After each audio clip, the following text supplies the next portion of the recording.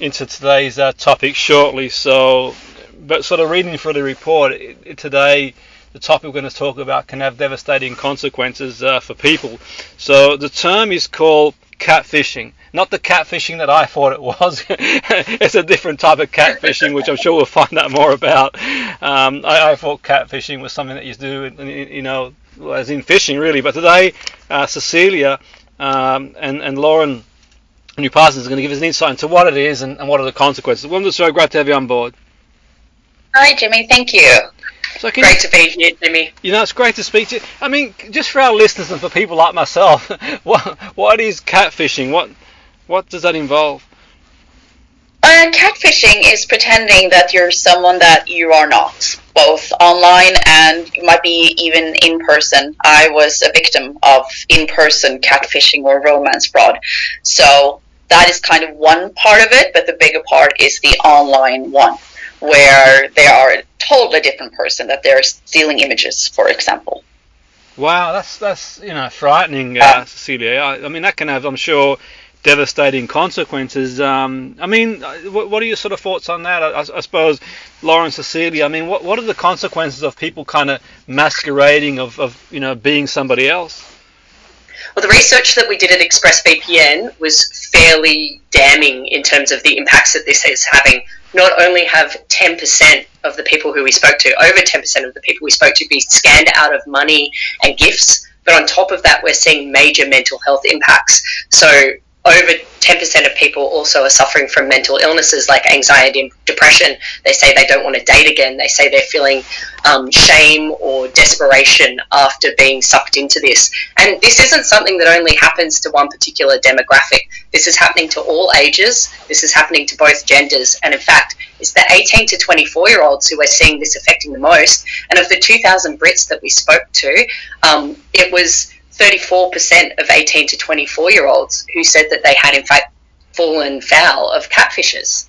Wow, that's frightening, Lauren. I mean, it's really, really concerning, to be fair. And I mean, you've mentioned there, Cecilia, you've experienced it yourself. I mean, just for our listeners, really, what? I mean, I don't want to sort of relive the whole experience again, and just only say what you're comfortable saying. But what was it like overall? How would you describe it, sort of in a nutshell?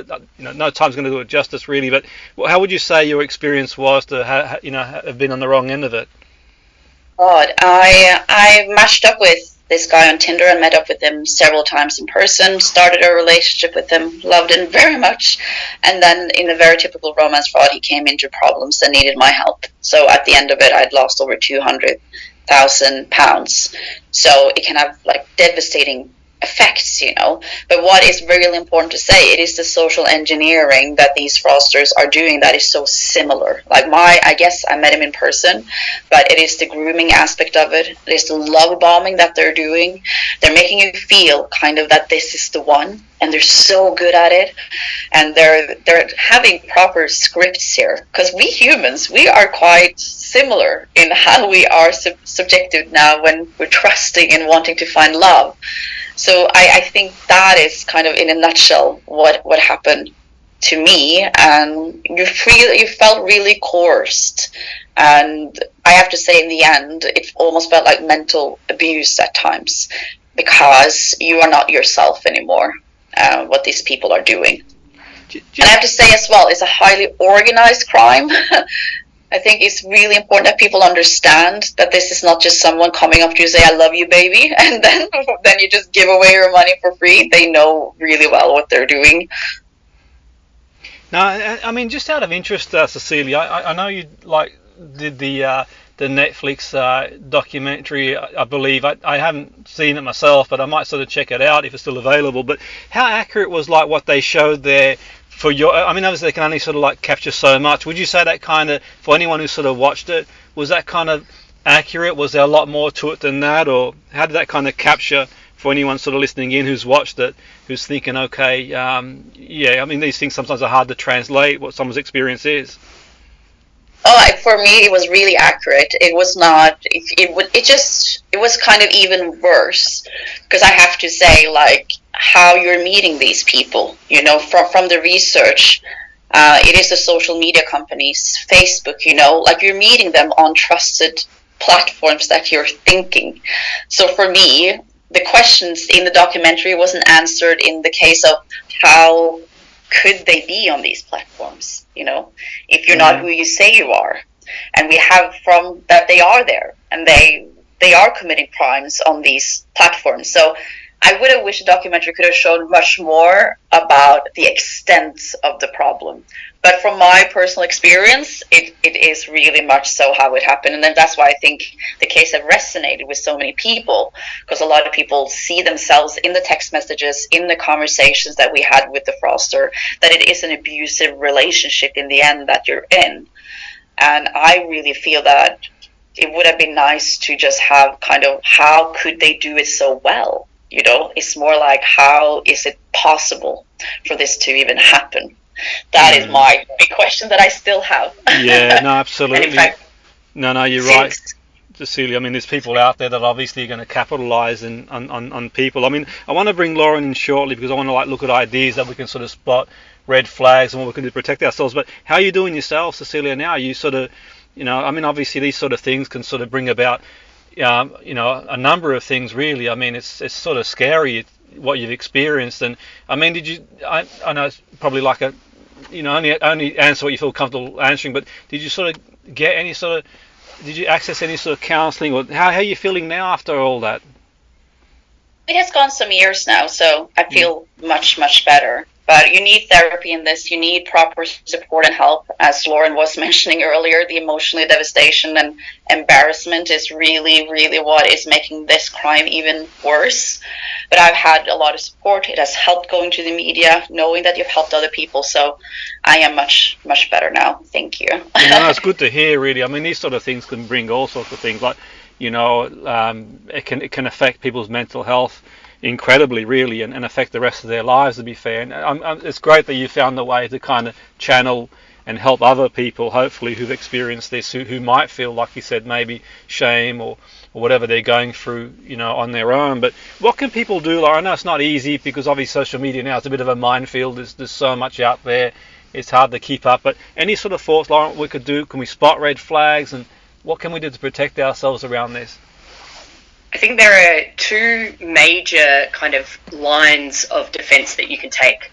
And one of them is about educating yourself around the technological safeguards you have, but also what social engineering can look like. You need to be skeptical of overly perfect profiles or people who seem to be a perfect match straight away. You need to get a little bit of a detective yourself, maybe, and conduct background checks. Make sure that you're validating an identity of someone before you talk with them for too long. Like, we know that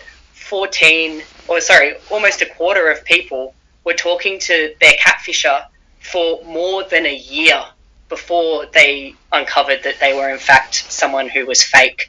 So this is people who are having prolonged investment in that time. So when you're starting to get excited that you've met what seems like the right person, do a reverse image search, check their social media, prioritize video and voice calls so that you can talk to them and so that you can see them. And while there are AI tools and deepfake tools that will allow people who are a higher grade of, let's say, criminal to fake video and voice calls, this makes it more likely or more difficult for someone to fake who they are.